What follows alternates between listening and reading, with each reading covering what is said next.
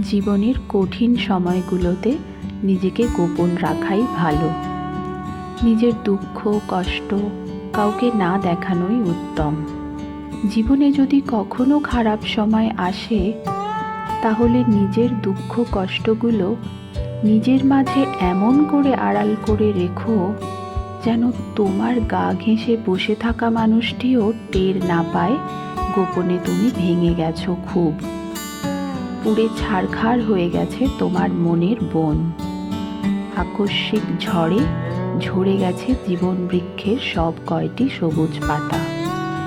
শক্ত হও, নিজে নিজেকে বোঝাও, এত সামান্য বাতাসে ঝরে যেতে নেই, ভেঙে যেতে নেই অমন হালকা আঘাতে।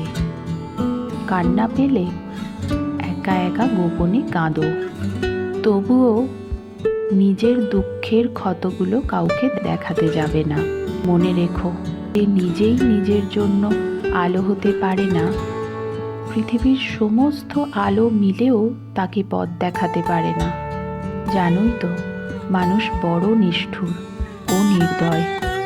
ভেঙে যাওয়া মৌচাক দেখলে ঢিল মেরে আরো বেশি ভেঙে দিয়ে পৈশাচিক আনন্দ পায়।